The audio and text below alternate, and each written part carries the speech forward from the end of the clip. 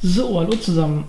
Heute geht's wieder um den wunderschönen F32 BMW, um meinen 440i. Ich habe vor 2 Monaten oder so war das eine Downpipe von HJS bestellt.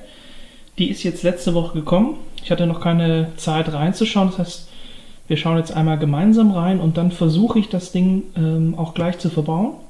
Ich weiß nicht, ob ich das wirklich hinbekomme ohne Hebebühne. Ich habe ihn jetzt schon mal auf die Rampen gefahren.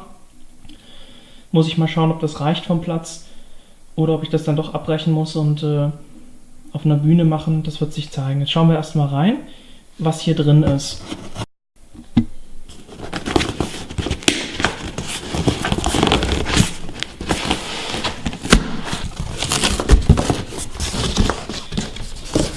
So, wir haben auf jeden Fall schon mal eine Produktinformation. Das sieht schon mal sehr spärlich aus, aber zumindest liegt was bei. Ja, für welchen Motortyp es ist. Unheimlich hilfreich. Die Downpipe ist ziemlich neu im Programm von HJS, deswegen hat es wahrscheinlich auch so lange gedauert, bis sie dann endlich lieferbar war. Sieht auf den ersten Blick schon mal ziemlich cool aus.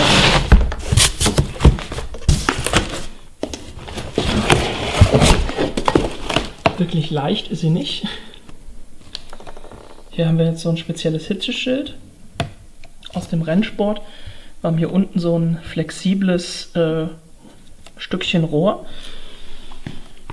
Das Ganze hat eine ECE-Zulassung. Das heißt, es ist also eintragungsfrei. Das sieht man hier auch. Hier ist das sozusagen aufgedruckt, die Information. Schauen wir mal, wo die Lambda-Sonde sitzt. Okay, ganz oben. Ganz oben sitzt die Lambda-Sondenhalterung, Lambda-Sondenanschluss. Hier ist der große Flansch. Hier unten das große 3 Zoll Rohr. Schauen wir mal von vorne rein.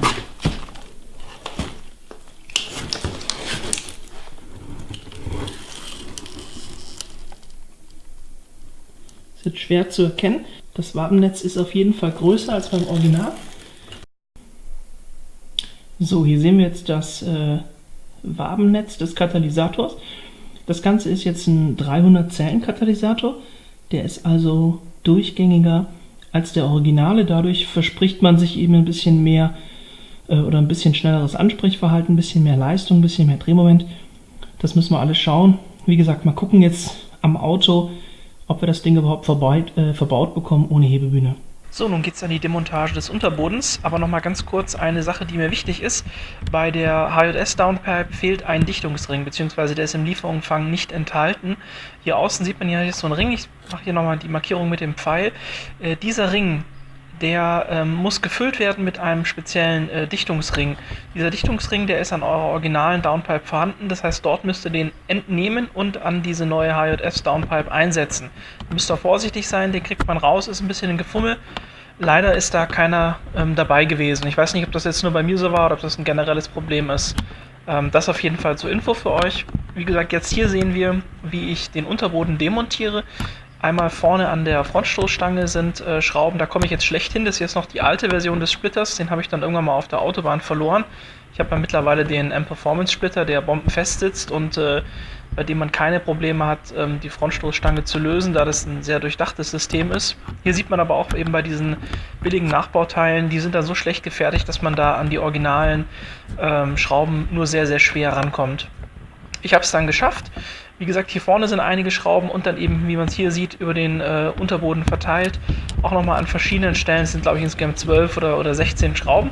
Die muss man alle lösen und dann kann man den Unterboden abnehmen. Danach hat man freie Sicht in Richtung Downpipe. Hier sehen wir jetzt auch nochmal ein paar Schrauben, die ich löse. Ich habe es allerdings, muss ich dazu sagen, nicht ohne Hebebühne geschafft. Also ich hatte hier unten einfach viel zu wenig Platz, um ordentlich zu arbeiten bzw. Kraft ausüben zu können auf die Verschraubungen, an die Schlauchverschraubungen an der Downpipe. Das heißt, ich zeige jetzt hier nochmal ganz kurz, wo sie sitzt. Getauscht habe ich sie dann später bei einem Bekannten auf der Hebebühne. Hier sehen wir jetzt die Original-Downpipe. Hier ist dieses flexible Anschlussstück unten, wie ich finde, besser verarbeitet als bei der HJS Downpipe. Was auch aufgefallen ist bei der Demontage, der Flansch der Original Downpipe ist deutlich größer. Also sie hat einen deutlich größeren Durchmesser oben. Ich vermute, durch den geringeren Durchmesser hat man eben dieses schnellere Ansprechverhalten erzielen wollen bei HJS. Und in der originalen Downpipe ist es ja auch so, dass ein deutlich dichterer Cut verbaut ist und deswegen wahrscheinlich auch der größere Durchmesser gebraucht worden ist. Wir haben ja jetzt weniger Zellen, also nur noch 300er Cuts drin, und da kann natürlich die Luft besser durchströmen als bei dem originalen Seriencut.